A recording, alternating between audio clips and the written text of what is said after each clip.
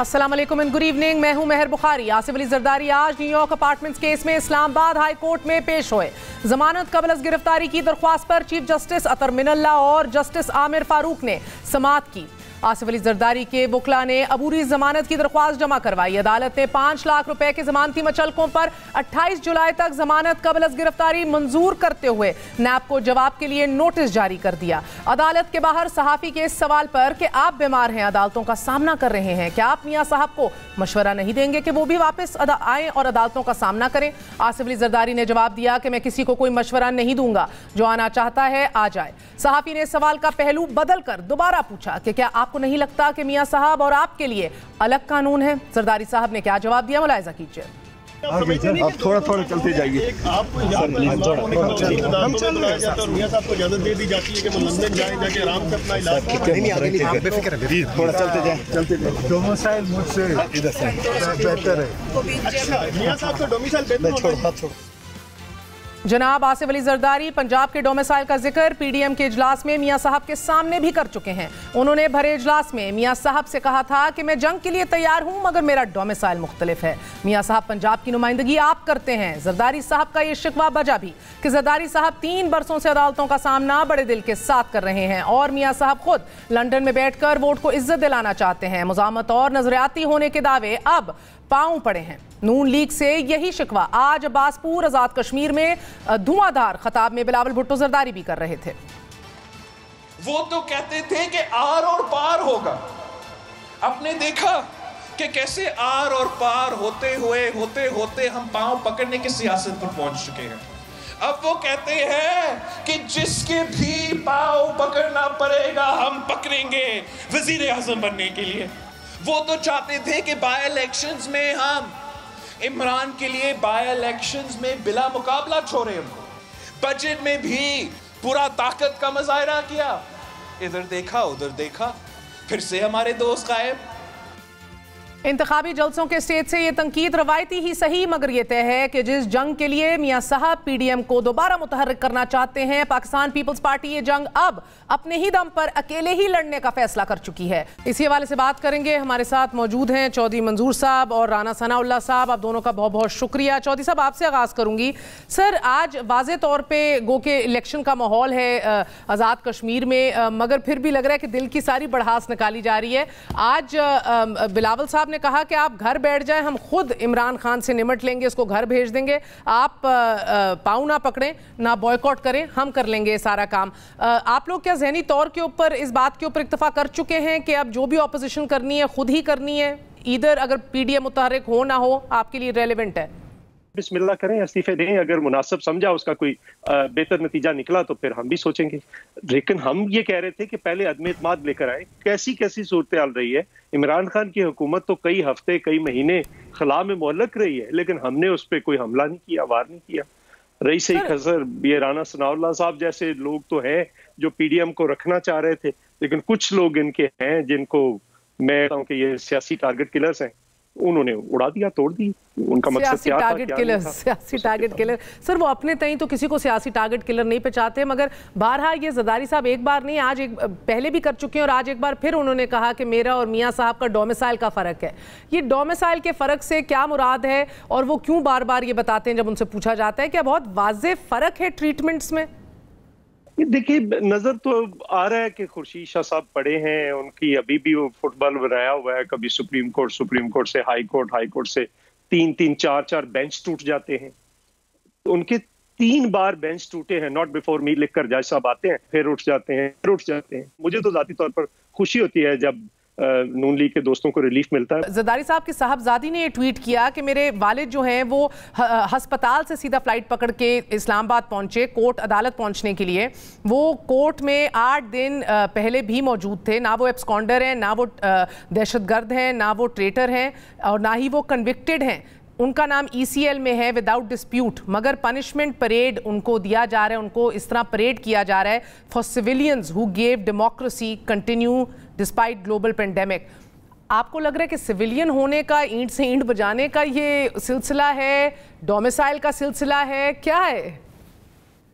Naturally देखिए ना, एक तरफ तो ये है कि मुशर्रफ को कुछ नहीं कहा जाता, दूसरी तरफ सारे छोटे सूबे शाकी हैं। اور یہ بات کوئی غلط بھی نہیں ہے کہ وہاں پہ جو ٹریٹمنٹ ہوتا ہے وہ شاید ادھر نہیں اس طرح سے ہوتا، لیکن یہ بات بہرحال کچھ اس کے پیچھے لاجک تو بنتا ہے، لاجک بنتا ہے. تو ایک سویلین نیچر کا مسئلہ ہے، ایک ڈومیسائل کا مسئلہ ہے، اور باقی جو ہے رہی کسر جو ہے وہ تحریک انصاف کی حکومت پوری کر دیتی ہے. مگر چھوٹی موٹی چیزوں کو جو آپ کہہ رہے ہیں سر، یہ پوزیشننگ ہو رہی ہے، واضح پوزیشننگ ہو رہی ہے. یا تو آپ پنجاب میں ہیں اس لیے آپ کمٹ کرنا نہیں چاہتے سر، کیونکہ وہ کہتے ہیں یہ ہمارے سیاسی حلیف کٹ پتلی کو گرانے میں سنجیدہ نہیں ہے سر. ادھر پی ڈی ایم کو متحرک کرنے کے لیے رابطے ہو رہے ہیں بڑے میاں صاحب کے، مولانا صاحب سے، واپس پی ڈی ایم جو ہے ایکشن میں آ رہی ہے، جلسے جلوس ہو رہے ہیں. یہ کہتے ہیں اس کو گرانے میں ہی سنجیدہ نہیں ہے، آپ کہتے ہیں یہ الیکشن موڈ ہے. یعنی کہ کہیں نہ کہیں شاید پیپلز پارٹی بھی وہ سپیس کھلی چھوڑنا چاہ رہی ہے اپنے لیے. نہیں دیکھیں نا، ایک تو انہوں نے شروع کیے ہیں جلسے پی ڈی ایم کے، اچھی بات ہے، انہیں کرنا چاہیے. ہم بھی سٹارٹ کریں گے کشمیر کے الیکشن کے بعد، ہم بھی اپنے جلسے کریں گے، بالکل کریں گے، ہر جگہ پہ کریں گے، ساری جگہوں پہ کریں گے. پنجاب میں بھی کریں گے، کے پی میں بھی کریں گے، بلوچستان میں بھی کریں گے، سندھ میں بھی کریں گے، کشمیر میں اب ہو رہے ہیں، جی بی میں بھی بالکل جائیں گے، ساری جگہوں پہ کریں گے، لوگوں کو بتائیں گے جو اصل حقائق ہے. رہی بات یہ کہ یہ تو انہوں نے تو مریم نواز صاحبہ نے تو اوپن کہہ دیا کہ ہم تو چاہتے ہیں کہ یہ 5 سال رہے. جب ایک گر رہی ہو گورنمنٹ، اس کو جو نہیں گرا رہا تو وہ تو پھر اس کا سہولت کار ہوا نا. ٹھیک ہے، تو آپ وہی تو میں آپ سے پوچھ رہی ہوں پچھلے 10 منٹ سے چودھری صاحب، یا تو کمٹ کریں اس بات کو، پی ڈی ایم میں آپ نے واپس نہیں جانا، پی ڈی ایم اکیلے کچھ اچیو کر سکتی ہے، نہیں کر سکتی. پی ڈی ایم تو اوور ہوگی نا، وہ آپ کے لیے اوور ہو گئی ہے، اوور آل اوور ہو گئی یا پیپلز پارٹی کے لیے اوور ہو گئی؟ میرا خیال ہے پی ڈی ایم کا جو ہے یہ تو اب وہ نون لیگ کا جو حکومتی اتحاد تھا وہی رہ گئی ہے. ٹھیک ہے، یعنی کہ اب آپ لوگ بھی اکیلے، جس طرح بلاول کہہ رہے ہیں کہ حکومت کے خلاف لڑتے چلے جائیں گے، مگر آنے والے 2.25 سال رہ گئے ہیں، آپ کو حکومت اپنی مدت پوری کرتی دکھائی دے رہی ہے؟ کیونکہ بہرحال تو ادارہ جاتی سپورٹ اور بیکنگ تو ابھی بھی دکھ رہی ہے. نہیں، حکومت تو روز اپنے پاؤں پہ کلہاڑی مارتی ہے، لیکن روز ان کو کوئی نہ کوئی سہارا دے دیتا ہے. حکومت کدھر ہے؟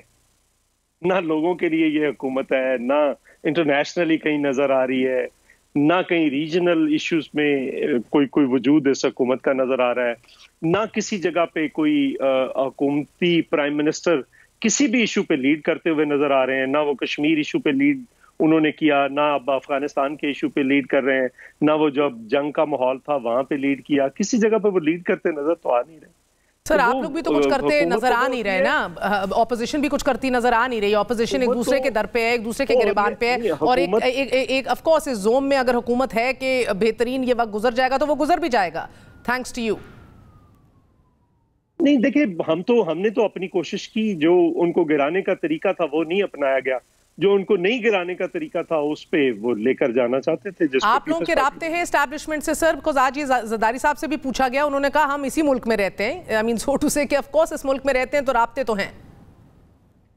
میرے تو نہیں علم میں، مجھے تو نہ کبھی پتا ہے اس قسم کا، نہ میں کبھی میرے ساتھ تو کبھی کسی نے رابطہ نہیں کیا، اور نہ آپ کو اس حوالے سے اپنی قیادت کا پتا ہے کہ کوئی رابطے ہیں؟ کیونکہ سر سینٹ میں باپ سے الیکشن سے لے کے آپ کی تو اپنے حلیف جو ہیں اپنے سیاسی اتحادی اپوزیشن میں بیٹھے ہوئے، وہ آپ کے اوپر 2 ٹوک ڈنکی کی چوٹ پہ الزام لگا رہے ہیں.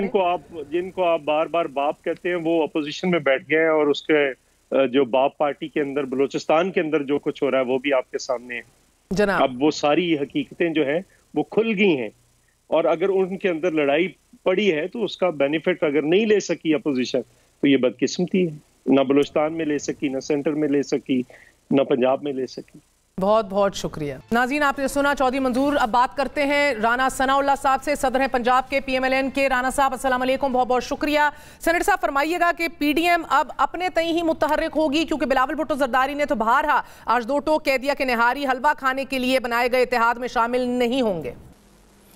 نہیں دیکھیں، پی ڈی ایم اپنے طور پہ متحرک رہے گی، اور موجودہ حکومت کے مخالف جو اس کا ایجنڈا ہے اس کے اوپر کاربند رہے گی.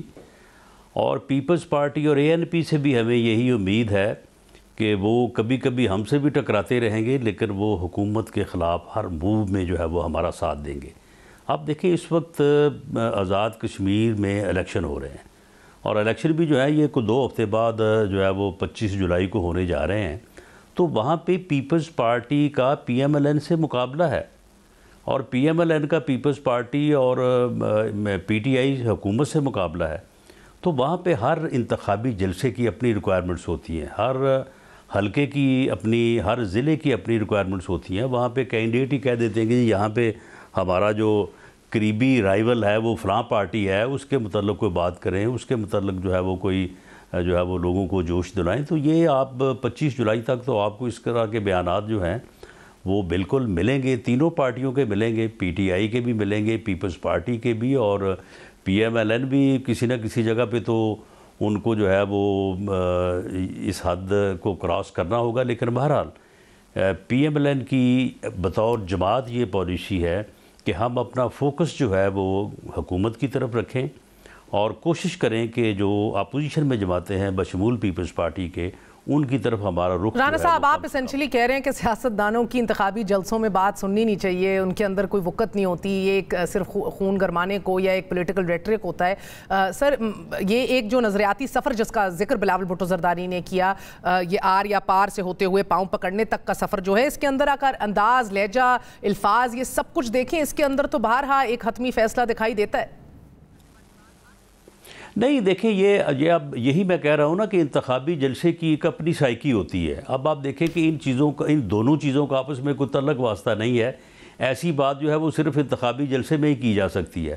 جب مریم نواز شریف نے یہ کہا تھا، یہ لاہور کا جلسہ ہی تھا نا کہ 13 دسمبر کو یا آر یا پار انشاءاللہ، تو اس وقت بلاول بھٹو زرداری صاحب کیا کہہ رہے تھے؟ وہ بھی یہ کہہ رہے تھے کہ میں سندھ کی حکومت قربان کر دوں گا، میں سندھ اسمبلی قربان کر دوں گا، ہم استعفے جو ہے وہ دے دیں گے، لیکن اس کو جو ہے کٹ پتلی کو ہم جنوری جو ہے وہ کراس نہیں کرنے دیں گے.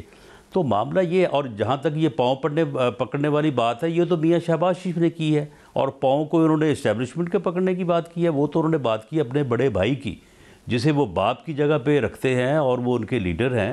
تو یہ تو بات انہوں نے ان کی ہے کہ میں ان کو پاؤں پکڑ کے جو ہے وہ اپنی بات منواؤں گا. تو لیکن انہوں نے دونوں باتوں کو اکٹھا کر دیا. تو یہ انتخابی تقریر ہی ہو سکتی ہے، اس کے اوپر کوئی اتنا غور و فکر جو ہے وہ کرنے کی ضرورت نہیں ہے، نہ اس کو انالائز کرنے کی ضرورت ہے. سر، پاؤں پکڑنے والی بات کے اوپر تو شاہد خاقان عباسی صاحب بھی نالا دکھائی دیے کہ یہ پبلکلی نہیں کرنی چاہیے تھی، نازیبا تھی، مگر وہ تو انتخابی دنگل میں نہیں اترے ہوئے، انتخابی جلسے جلوس سے تقریر نہیں کر رہے، ان کا بھی یہ کہنا تھا. بہرحال یہی باتیں جو ہیں دارالحکومت اسلام آباد میں کھڑے ہو کے بجٹ کے بعد بلاول صاحب نے کہی تھیں کہ آصف علی زرداری، میرے والد بیمار تھے، ان کو ہسپتال سے میں نیشنل اسمبلی لے کر آیا اور مڑ کے دیکھا تو نہ قائد حزب اختلاف، نہ پوری مسلم لیگ نون سب غائب تھی. تو وہ تو اپنے موقف میں بہرحال جو ہے برقرار ہیں اور ایک یونیفائیڈ ایک ہی بات کر رہے ہیں، کنسسٹنٹ بات کر رہے ہیں.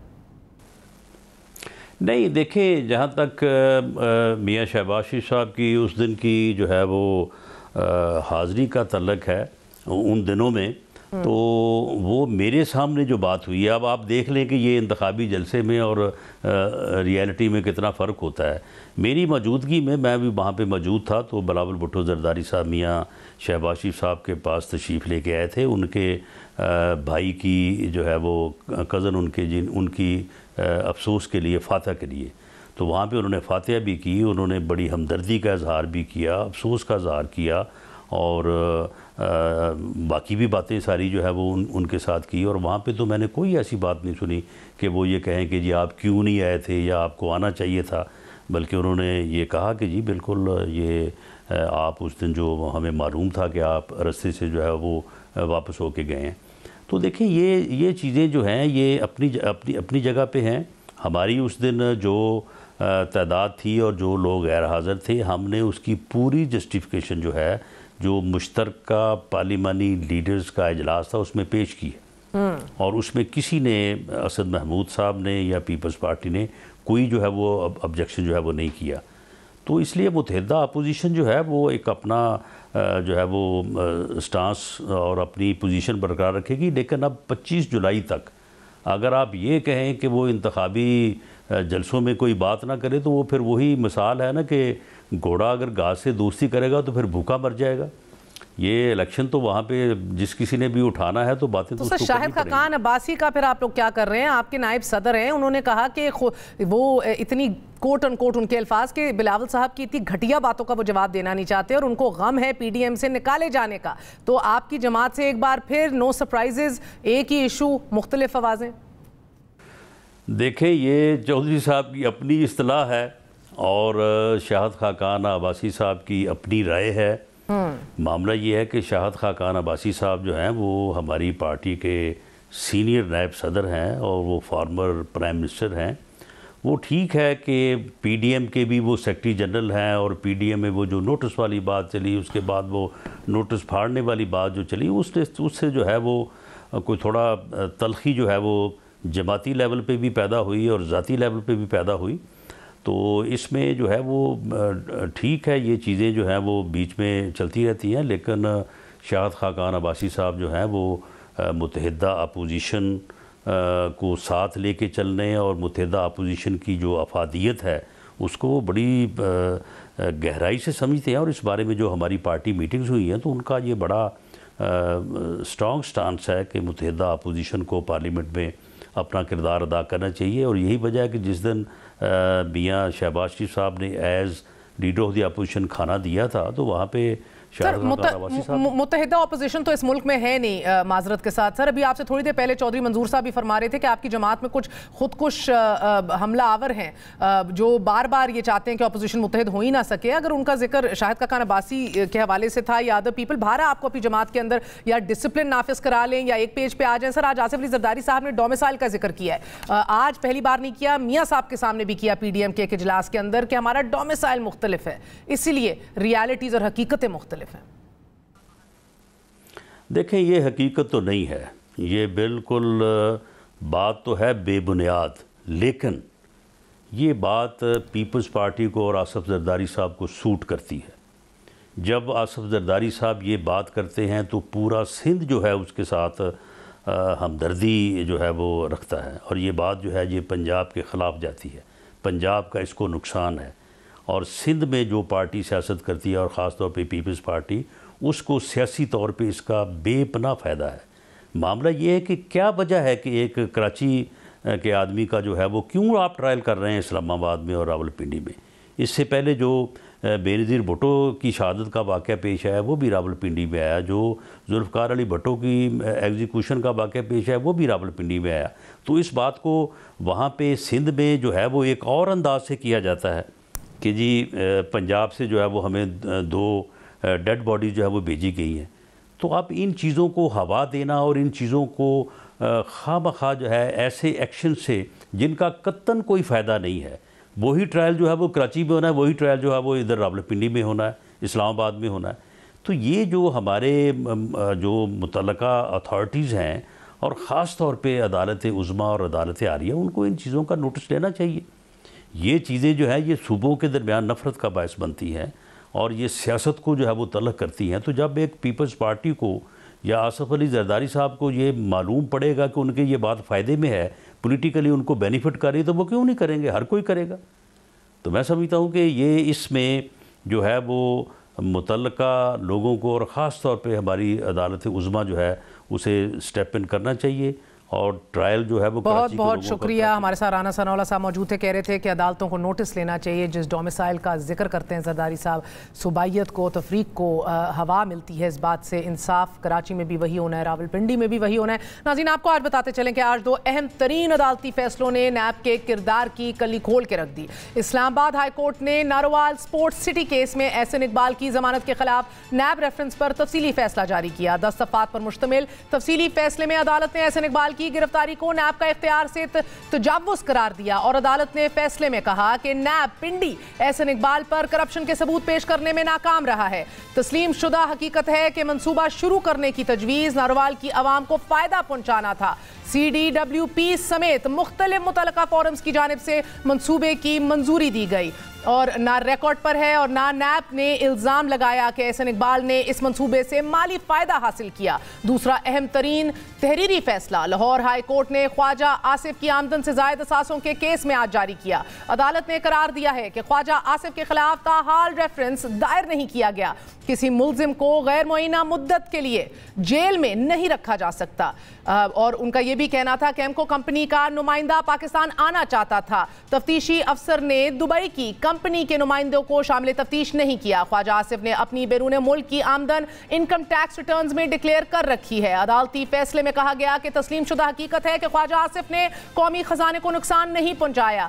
तफ्तीशी अफसर की रिपोर्ट में ख्वाजा आसिफ के खिलाफ तहकीकात जारी रहने का इंकशाफ हुआ है, जबकि नैब प्रोसिक्यूटर ने ख्वाजा आसिफ के खिलाफ रेफरेंस चेयरमैन नैब को भिजवाए जाने का बयान दिया। ख्वाजा आसिफ पर आमदन से जायद असासों का इल्जाम तफ्तीश तलब है। नैब के तफ्तीशी अफसर ने ख्वाजा आसिफ की 2004 से 2008 तक की बैरून मुल्क रकम की एम्बेसी से तस्दीक नहीं करवाई। आज ही चेयरमैन नैब ने स्पीकर को नैब की सालाना रिपोर्ट पेश की और मुल्क में जारी एहतसाबी अमल के मुतल्लिक तफसीली आगाह किया। उनका कहना था कि एहतसाबी अमल से किसी को खौफजदा होने की जरूरत नहीं है। हमारा एजेंडा सिर्फ पाकिस्तान की तरक्की और खुशहाली के लिए साजगार माहौल फराहम करना है। आज 2 मुख्तलिफ अदालतों में नैब की सुबकी हुई। मुल्क की आला अदालत भी बारहा नैब की सरजनिश कर चुकी है। ख्वाजा आसिफ के हक में आने वाला यह तफसीली फैसला नैब के किरदार पर एक बार फिर सवालिया निशान है। यूसुफ रजा गिलानी, राना सनाउल्लाह समेत अपोजिशन के बेशतर ऐसे सियासी रहनुमा मौजूद हैं कि जिन पर रेफरेंस बने 2 साल गुजर गए हैं मगर उन पर फर्द जुर्म आयद नहीं हो सकी। साबिक सदर आसिफ अली जरदारी और साबिक वजीर आजम शाहिद खाकान अब्बासी ये तंबी कर चुके हैं कि आप नैब चला लें या फिर मुल्क चला लें, नैब के होते हुए मुल्क तरक्की नहीं कर सकता। हजारों अरब के स्कैंडल्स पर एहतसाब ब्यूरो खामोश बैठा है। इन तमाम तर तहफ़्फ़ुज़ात के बावजूद ताज्जुब है कि हुकूमत और अपोजिशन दोनों फरीक नैब से मुतल्लिका तरमीम पर संजीदगी से इत्तफाक़ राय पैदा करने के लिए तैयार नहीं दिखाई दे रही। वक्फा लेते हैं, वक्फे के बाद हाजिर होंगे। Stay with us.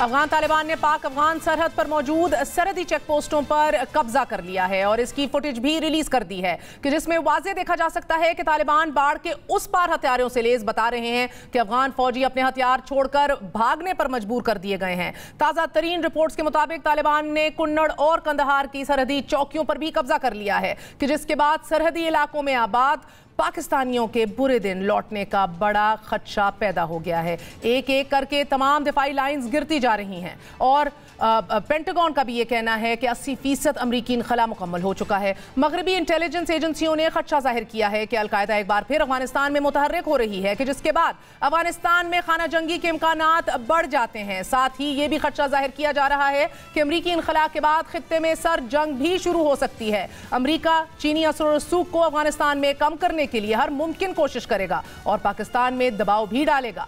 दूसरी जानिब हिंदुस्तानी वजीर खारजा तेहरान से होते हुए रूस के दौरे पर मौजूद है और उनका एक ही एजेंडा है, तालिबान से ताल्लुकात।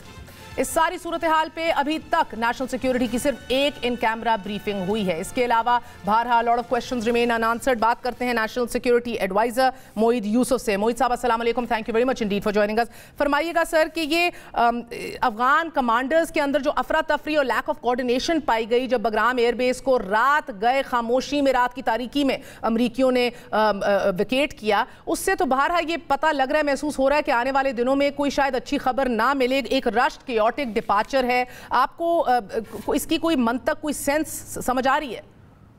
मुझे नहीं पता ऑनेस्टली, मैं तो ऑफ कोर्स हमें नहीं पता कि क्या उनके वजूहात थी, बट माय गेस इज के इनसाइडर अटैक्स का ख़तरा या ट्रस्ट नहीं होगा अफगान सिस्टम पे, इसलिए उन्होंने इस तरह किया है। But of course it shows कि अगर इस हद तक ब्रेक डाउन हो गया तो फिर ऑब्वियसली मतलब फिर सिस्टम तो सर इसको इंटरनेशनल मीडिया में कहा जा रहा है all exit no strategy and inglorious withdrawal. Hamid Karzai तो इस हद तक आके कह चुके हैं कि एक टोटल डिसग्रेस और डिजास्टर है ये। Are we in panic mode या हम पुरसुकून है अभी भी? नहीं, पैनिक में तो बिल्कुल नहीं आए, ना ही आएंगे, अल्लाह ना करे हम पैनिक में आए। बट जब सिचुएशन ख़राब है तो उसके लिए पॉलिसी मेकिंग करनी, स्ट्रैटेजाइज करना है, फैसले करने। पैनिक में तो बिल्कुल नहीं आना। पैनिक में आए तो फिर तो जो रईसई कसर है पूरी हो जाएगी। तो हमारे वही 2 स्टैंड्स हैं मेहर पॉलिसी के। पहला, लास्ट डे तक कोशिश करनी है कि किसी तरह कोई इम्परफेक्ट ही लेकिन कोई पॉलिटिकल कॉन्वर्सेशन हो के किसी किस्म की कोई अरेंजमेंट हो जाए कि चलें टाइम ही बाय कर लें कि किस तरह इकट्ठे होकर आगे चलेंगे ताकि बिल्कुल ही सिविल वॉर की तरफ बात ना जाए। और दूसरा, having our guard up, اور وہ تیاری جس میں فینسنگ ہے, فارمل بارڈر کراسنگز یوز ہونی ہیں, ویزا رجیم پہ گئے ہیں, اپنی لا انفورسمنٹ, وہ سارا ان کیس خدا نہ خواستہ معاملات اس طرف جاتے ہیں, and we have to deal with it that way. تو یہ دونوں مختلف انٹیلیجنس ایجنسیز کے ایسٹیمیٹس موجود آ رہے ہیں کہ 3 سے 6 مہینے میں افغان حکومت کولیپس کر جائے گی. ہمارے بھی ایسٹیمیٹس یہی ہیں؟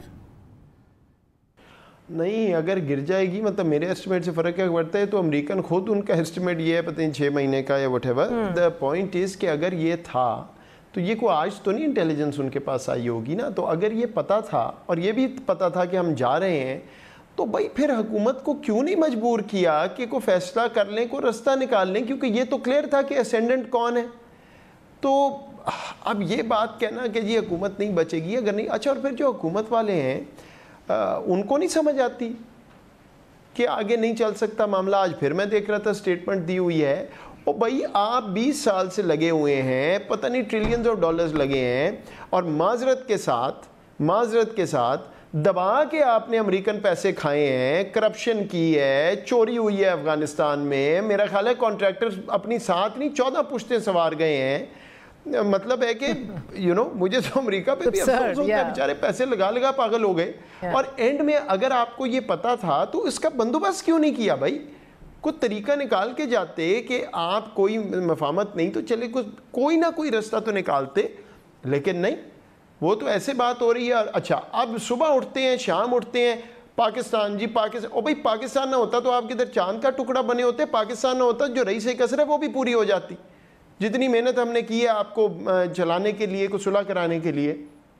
تو ابھی کہ آپ نہیں مان رہے تو پھر ہم یہاں بیٹھے ہیں, ادھر افغانستان کے اندر جو ہو رہا ہے ہم تو نہیں کنٹرول کر سکتے. آپ یہ جو کہہ رہے ہیں جتنی محنت ہم نے کرائی ہے صلح کرانے کے لیے, ابھی بھی ایک تحریری معاہدہ جو ہے افغان طالبان کی طرف سے یہ امید کی جا رہی ہے کہ اگلے ماہ تک پیش کر دیا جائے گا. اس کا کیا کامیابی, سکسیس کا جو پورا کریڈٹ ہے کیا ہم لے سکتے ہیں؟ This was our leverage over the Taliban, that یہ بھی ہو رہا ہے؟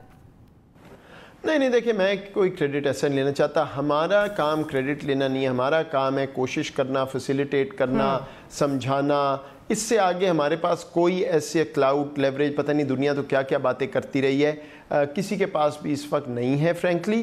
ہاں ہمارے پاس جو تعلقات, کوئی روابط ہیں, ہم کوشش کرتے رہیں گے, لیکن at the end of the day یہ افغان قوتوں نے فیصلہ کرنا ہے.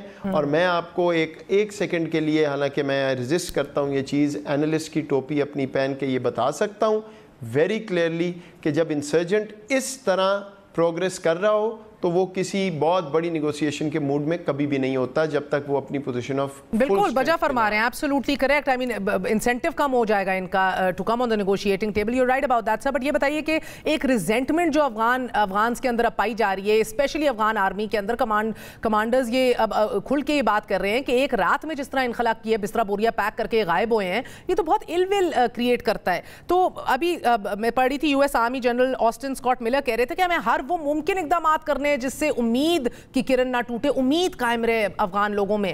کون سی امید کی ذکر کر رہے ہیں سر؟ کوششیں کون سی ایسی ہو رہی ہیں جس سے امید جو ہے وہ لگی رہے؟ نہیں دیکھیں, شاید کوشش ہو بھی رہی ہو. I mean I don't know, I am not privy to this, you are not privy to this. ہو رہی ہو شاید, مجھے نہیں پتا کیا American decision making, but nobody believes it. دیکھیں جو اس وقت وہاں پہ سائنز آ رہے ہیں, جو ویژولز آ رہے ہیں, جو نظر آ رہی ہے چیز, اس کو دیکھنے کے بعد کون یقین کر سکتا ہے کہ کوشش ہو رہی ہے اور آگے چلے گا. اس طرح تو آپ دیکھیں جب 89 کا وڈرال ہوا تھا تو کیا وہاں سے بالکل ختم ہو گئی تھی اسسٹنس جس فوج نے وہاں سے انخلا کیا تھا؟ نہیں, اسسٹنس تو آتی رہی تھی, جب ختم ہوئی تو سارا کچھ بیٹھ گیا. سو ابھی مجھے نہیں پتا کیا کوشش ہو رہی ہے, but believable for an average citizen of that country ہوگا کہ ہمارے لیے کوشش ہو رہی ہے. I find it hard to believe, لیکن اگر ہے تو آئی ڈونٹ نو. دیکھیں ہمارا فوکس تو ایک ہی چیز پہ ہے, انسٹیبلٹی نہ بڑھے, سول وار کی طرف بات نہ جائے, اور کوئی نہ کوئی رستہ نکل آئے. آئی ہیو ٹو ایکنالج کہ یہ معاملہ بہت مشکل لگ رہا ہے ایوری پاسنگ ڈے, لیکن ہمارے پاس اور کوئی آپشن نہیں ہے but to keep trying and trying कि ये देखिए आपका इतराफ़ मैं अप्रिशिएट करती हूँ कि वाकई बहुत मुश्किल लग रहा है सर, मगर हमने 90s में भी देखा 4 साल खाना जंगी रही, बदतरीन सूरत हाल होगी, millions of refugees crossed over, एक बार फिर रेफ्यूजी इन्फ्लक्स का बहुत खदशा है। इरानियन मॉडल का आप लोग जिक्र कर रहे हैं, क्या इसके ऊपर काम शुरू हो गया है और ये हतमी फैसला ले लिया है कि अब अंदर नहीं आने देना, उधर ही सेटलमेंट्स करानी है? And what is the international world doing with regards to this? देखिए हमारा पहले तो अब बार बार हम ये बात करें कि अफ़गानिस्तान के अंदर बंदोबस्त किया जाए, UNHCR, बाकी एजेंसीज़ और जो पैसे भी दुनिया ने जो सपोर्ट देनी है अफ़गानिस्तान के अंदर, अफ़गानिस्तान के लोग हैं, क्यों वो चाहेंगे अपना मुल्क छोड़ना? ठीक है, हालात बहुत ख़राब हैं, हम सपोर्ट करेंगे जितना कर सके as a middle income country, बहुत ज़्यादा तो कुछ नहीं कर सकते, लेकिन बहरहाल वो अफ़गानिस्तान की साइड पे उनका प्रॉपर इंतज़ाम किया जाए।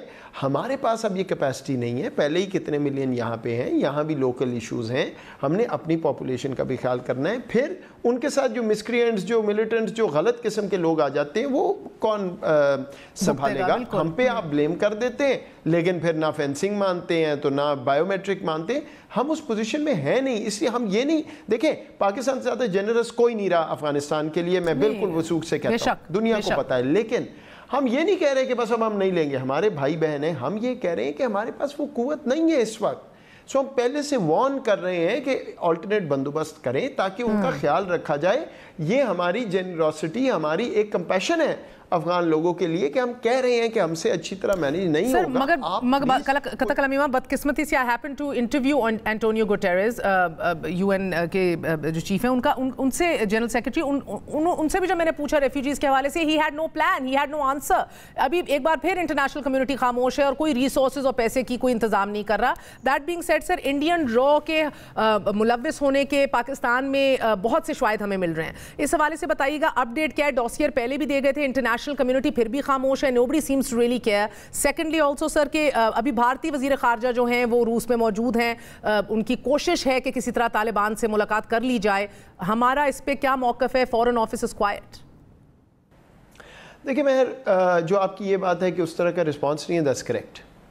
जो बात है कि हम तो दुनिया को ये बताते रहेंगे, हम वो फोरम्स जो लीगल पॉलिटिकल है यूज़ करेंगे। देखिए जहां आपको पता होना कि आपको मुस्बत जवाब नहीं आ रहा, international relations is not about a day और टू, ये आज नहीं आ रहा, 6 महीने बाद, साल बाद, अभी अफगानिस्तान में तो समझ आ गई ना किस मुंह से जाके तालिबान से कोशिश कर रहे हैं, और जवाब भी जो मिला बिल्कुल ठीक मिला उनको, I won't go into it. अच्छा, दूसरा ये है कि अभी अगर आप ये बात करें कि उनको नहीं मिल रहा, जो हिंदुस्तान के अपने हालात हैं, जिस तरफ वो जा रहे हैं, it's become a liability for the world. तो अभी आप देखेंगे आहिस्ता आहिस्ता, हमारे लिए नहीं अपने लिए दुनिया अब जाग रही है और उनको समझ आ रही है कि बेड़ा गर्क, यार ये तो एक चीज़ कहते थे, हम तो बड़ा इनको जमहूरियत कहते थे, मुसलमान नजर आता है गोली मार देते हैं, कश्मीर में जानवरों की तरह ट्रीट कर रहे हैं, चाइना के खिलाफ इन्होंने खड़ा होना कोई नहीं, एक तो कैपेसिटी कोई नहीं, दूसरा होना भी चाहें तो नहीं करने लगे, तो हम किस मुसीबत में फंस गए? तो ये आपको नज़र आएगा, और फिर आपको ये भी नज़र आएगा कि पाकिस्तान की बात भी सुनना शुरू हो जाएंगे। ये टाइमिंग इशू इंटरनेशनल रिलेशंस में ऐसा ही होता है, इश्यूज चेंज होते हैं, प्रेफरेंसेस चेंज होती हैं, इसमें हमें कोई अपनी उम्मीद ख़त्म करने की ज़रूरत नहीं है। हाँ, आज तक जो जवाब आया इट्स वेरी अनफॉर्चुनेट, बड़ा ही तजाद है दुनिया की, एक तरफ ह्यूमन राइट्स, दूसरी तरफ ये बात, हमने जिस तरह का एविडेंस दिया कोई दुनिया का मुल्क नहीं देता। What should have come has not come upon India, इसमें कोई शक नहीं। I'm disappointed but we will keep trying and inshallah get there। Sir मुख्तसरन ये भी फरमा दीजिएगा, आपने कहा हमसे अड्डे मांगे कि नहीं गए, इमरान खान साहब थक नहीं रहे बाहर इंटरनेशनली लिख के अड्डे नहीं देंगे, is this a cry for attention? दूसरा, ड्रोन स्ट्राइक्स का बार बार जिक्र हो रहा है इंटरनेशनली, दैट उसके लिए भी अभी भी कोशिशें वाकई हैं, बात की है? इसमें कंफ्यूजन है मैं, ये जो पता नहीं, आई थिंक नॉन इशू है कि कहा नहीं कहा। जो बात मैंने की थी वो ये थी कि obviously they looking for basis, या हमारे कॉलीग्स ने जो की है, जब हमने ये वाजे कर दिया कि भाई बेस की हमसे उम्मीद ना रखें, तो उसके बाद उन्होंने बात करना छोड़ दी। ये उसका सीक्वेंस है। सो ये नहीं था कि किसी को ख्याल ही नहीं, कभी ऑब्वियसली वो सोच रहे होंगे बेसिस का, और ऑब्वियसली वो चाहते हैं, अगर इधर उधर देख रहे हैं तो अखबारों में रिपोर्टेड है, जब हमने कह दिया कि जी ये बात हमसे नहीं होगी, तो फिर उन्होंने वो बात करना छोड़ दी। ये हकीकत है कि जब मैं जिनीवा में मिला तो उन्होंने बात नहीं की।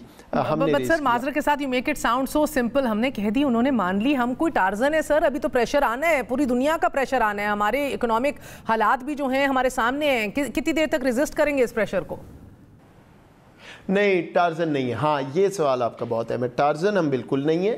ہمیں بالکل پتہ ہے اپنی کمزوریاں بھی, لیکن ہمیں اپنی اسٹرینتھس بھی پتہ ہیں. اور ایک کمزوری میں آپ کو بتا دیتا ہوں جو میں بار بار پبلکلی بات کر رہا ہوں, 2 سال سے کر رہا ہوں, کرتا رہوں گا جس دن تک میں اس دفتر میں ہوں.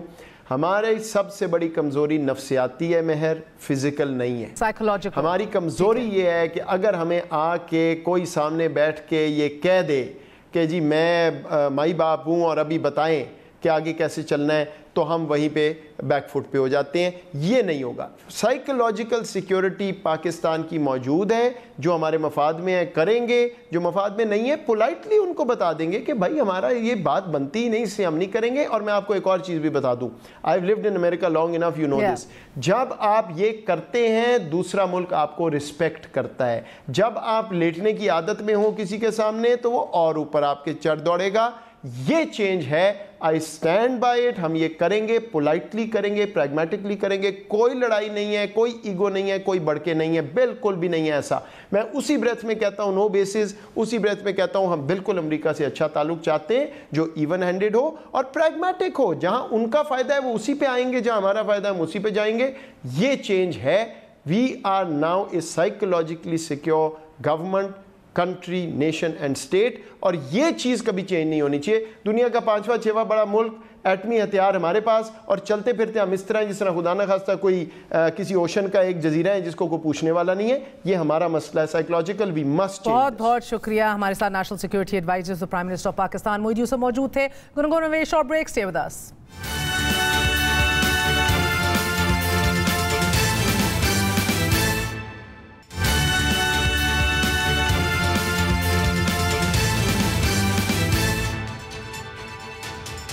ناظرین, آج ہماری نئی آٹو موبائل پالیسی انٹروڈیوس کروا دی گئی ہے, auto development and export policy, تاکہ پاکستان کا یہ سیکٹر عالمی آٹو پارٹس بنانے والے چین کا حصہ بن سکے. اس بات کا اعلان وزیر صنعت و پیداوار خسرو بختیار نے وزیر اطلاعات فواد چودھری کے ساتھ مشترکہ پریس کانفرنس میں کیا. ان کا مزید کہنا تھا کہ چھوٹی گاڑیوں پر federal excise duty, additional custom duty اور چھوٹی گاڑیوں پر سیلز ٹیکس میں کمی کر دی گئی ہے, جس سے ایک متوسط گھرانہ اپنی پہلی گاڑی خرید سکے گا. نئی آٹو پالیسی کے بعد گاڑیوں کی قیمتوں میں 1 سے 1.5 لاکھ روپے کی کمی آئے گی. ساتھ ہی انہوں نے ملک میں گاڑیاں بنانے کی استعداد کو بھی 2 گنا کرنے کا اعلان کیا ہے. نئی آٹو پالیسی کمپنی کی جانب سے گاڑی کی لیٹ ڈیلیوری پر جرمانے, آن کا خاتمہ اور الیکٹرانک اور ہائیبریڈ گاڑیوں کی درآمد کو 20 سے 10% کرنے کا اعلان بھی کیا گیا ہے. ملکی گاڑیوں کے معیار کو بہتر بنانا بھی پالیسی کا حصہ ہے. آٹو انڈسٹری سے جڑے افراد کا کہنا ہے کہ اعلان کی حد تک تو یہ پالیسی مثبت لگ رہی ہے, لیکن ہندوستان میں متعارف کروائی جانے والی سوزوکی آلٹو پاکستانی آلٹو سے کہیں درجے سستی اور آپشن سے لیس ہے.